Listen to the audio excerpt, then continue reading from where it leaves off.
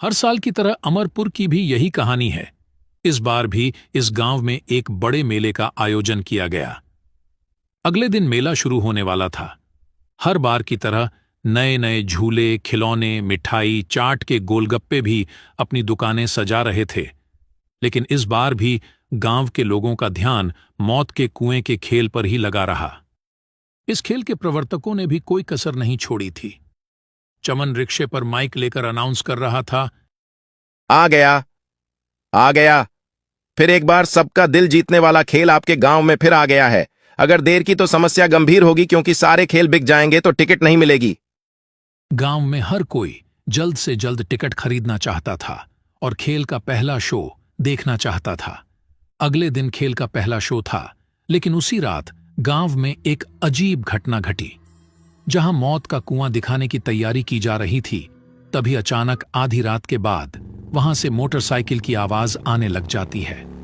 अचानक बच्चा बोलता है, पापा, पापा, जागो, देखते नहीं, मौत के कुएं का खेल शुरू हो गया है, देखते नहीं। बेटे की आवाज सुनकर दोनों जाग जाते हैं। अरे क्या हुआ रमेश, इतनी रात को जाने की बात कर रहे हो? माँ, हमने तो उस मौत के कुएं का टिकट ले रखा है, देखते नहीं वो खेल शुरू हो गया है। मोटरसाइकिल की आवाज आ रही है ना। अभी रात है, वो खेल कल शाम से शुरू होगा। पर ये आवाज कैसी है मम्मी? अरे कुछ और आवाज होगी, चलो सो जाते हैं। रमेश सो गया, लेकिन जैसे जैसे रात बीत रही थी मोटरसाइकिल की आवाज बढ़ती जा रही थी। कुछ देर बाद मोटरसाइकिल की आवाज आनी बंद हो गई और वहां से एक महिला और बच्चे के रोने की आवाज आने लगी। वह आवाज गूंजी और उसके माता पिता जाग गए। इस बार उन दोनों ने भी उस आवाज को सुना। वे सभी बहुत डरे हुए थे। वे उस स्थान पर जाना चाहते थे, लेकिन वे हिम्मत नहीं जुटा पा रहे थे।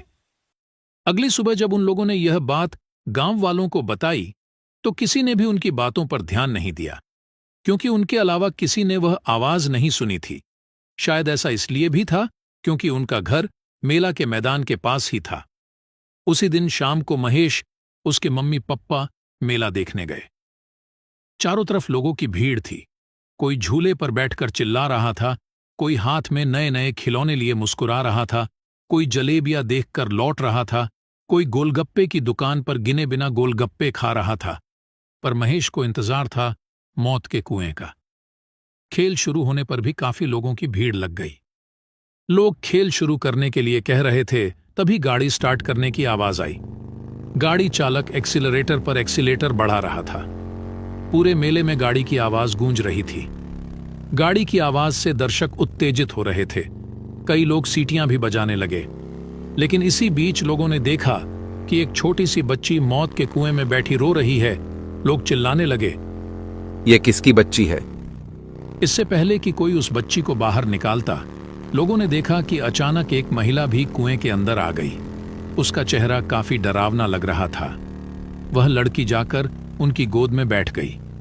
लोगों ने देखा कि जब वह रो रही थी तो उनकी आंखों से आंसू की जगह खून निकल रहा था। कुछ ही देर में दोनों उड़ते हुए बाहर आ गए। जिसने भी यह देखा वो जोर जोर से चिल्लाया, भूत, भूत, अरे भूत। यह बात उसके कर्मचारियों द्वारा मौत के कुएं के मालिक तक पहुंची तो वह बहुत क्रोधित हुआ और बोला, ये क्या बकवास है? और तुम लोगों ने कैसा भूत प्रेत लगा रखा है? सारा मेला लगा हुआ है क्या? यहाँ भूतों को रखा गया है? पर लगता है तुम लोग काम नहीं करना चाहते, बस मुफ्त के पैसे चाहिए। चलो अगले शो की तैयारी करते हैं। लेकिन अगला शो भी पूरी तरह खाली रहा, क्योंकि अफवाह फैल गई थी कि कुएं में भूत है। अब मालिक का गुस्सा 7वें आसमान पर पहुंच गया और उसने अपना गुस्सा अपने कर्मचारियों पर निकाला। उसी रात जब मालिक गहरी नींद में था तो उसने तेज रफ्तार से गाड़ी चलाने की आवाज सुनी। उस आवाज से उसकी नींद खुल गई। वह गुस्से से बुदबुदाने लगा। जैसे ही वह वहां पहुंचा, उसने जो देखा उसे अपनी आंखों पर विश्वास नहीं हुआ। उसने देखा कि एक आदमी लगातार मौत के कुएं में गाड़ी चला रहा था। उस आदमी ने अपना सर नीचे कर रखा था। मालिक ने उसे आवाज लगाई, लेकिन गाड़ी चालक ने कोई जवाब नहीं दिया। उधर ये आवाज आसपास के पूरे गांव को सुनाई दी।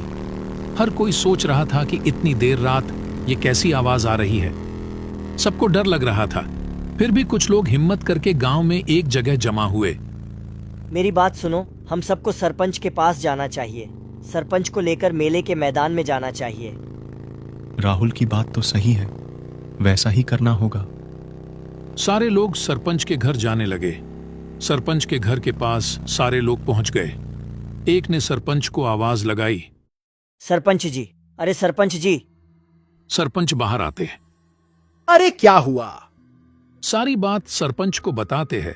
फिर सरपंच और सारे लोग मेले की तरफ निकलते हैं। साथ में रमेश और उसके पप्पा भी थे। सरपंच के साथ मेले में पहुंचे। वहां भी उन्होंने वही नजारा देखा जो मौत के कुएं का मालिक देख रहा था। वह आदमी अभी भी लगातार गाड़ी चला रहा था। तभी अचानक से वही महिला और बच्चा वहां आ गया। सारे गांव वाले उस महिला और लड़की को ध्यान से देख रहे थे। तभी गाड़ी सवार युवक के शरीर सिर से खून निकलने लगा। उसके खून से मौत के कुएं की पूरी दीवार लाल हो गई थी। कुछ देर बाद महिला और बच्चा इसी तरह रोने लगे। अब सभी ग्रामीणों की हालत खराब हो गई है। कोई नहीं समझ पा रहा था कि ये कौन लोग हैं। तभी मौत के कुएं का मालिक फिर चिल्लाया। सुन नहीं रहे हो? कौन हो? लोगों को क्यों डरा रहे हो? मेरे खेल को बदनाम क्यों कर रहे हो?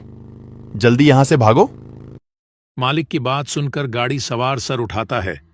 उसे देखकर मालिक की आवाज लड़खड़ाने लगती है। पेंट भी गीली होने लगती है। अरे जानते हो ये कौन है?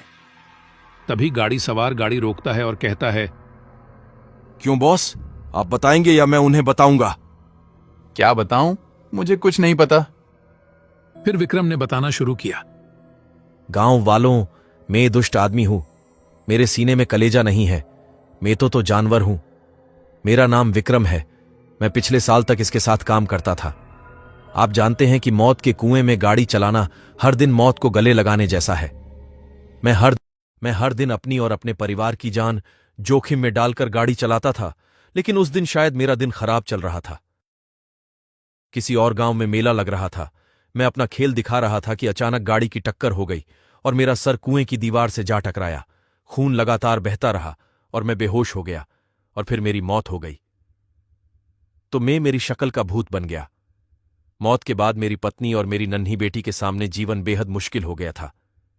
एक दिन वह मालिक के पास गया और कुछ पैसे मांगे, लेकिन उसने मदद नहीं की और उसे भगा दिया। दोनों परेशान होकर बाहर चले गए। मेरी पत्नी ने दूसरी जगह काम करने की कोशिश की, लेकिन कोई काम नहीं मिला। लोग उसको कोई काम नहीं दे रहे थे। इधर उधर भटकते ही रह गए। खाने पीने की कोई चीज उनके पास नहीं थी। कई दिन भूखे प्यासे सड़क पर भटकते रहे और फिर दोनों की भी भूख से मौत हो गई। तुम गांव के लोग ही बताओ कि मेरा और मेरे परिवार का क्या कसूर था जिसकी सजा हमें मिली। अरे हम तो कलाकार हैं, यही तो रोजी रोटी है। पर कल कोई हादसा हो जाए तो मालिक हमें मरने के लिए छोड़ देता है। हम तो जिंदगी भर आपके सुख मनोरंजन के लिए काम करते हैं और बदले में हमें क्या मिलता है? विक्रम की बात सुनकर सारे गांव वालों ने मालिक को मारने के लिए घेर लिया। तभी मालिक चिल्लाया। अरे अरे छोड़ो, मुझसे गलती हो गई, मुझे माफ कर दो। हम आपको एक ही शर्त पर छोड़ेंगे कि आप यहां काम करने वाले लोगों को गारंटी देंगे कि अगर उन्हें कुछ हो गया तो आप उस परिवार को बेसहारा नहीं छोड़ेंगे। सारा खर्च उठाएंगे ताकि इनके परिवार को किसी तरह की कोई तकलीफ ना पड़े। अरे आजकल तो बीमा होता है, इन सब का बीमा क्यों नहीं करवाते? सरपंच जी, आज से ही इन सब का बीमा बनवा दूंगा और इनके परिवार की मदद भी करूंगा।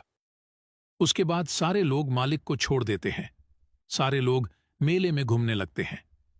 जीवित रहते हुए विक्रम अपने और अपने परिवार के लिए कुछ नहीं कर सके, लेकिन उनकी मृत्यु के बाद उन्होंने अपने साथियों का भविष्य सुरक्षित कर लिया।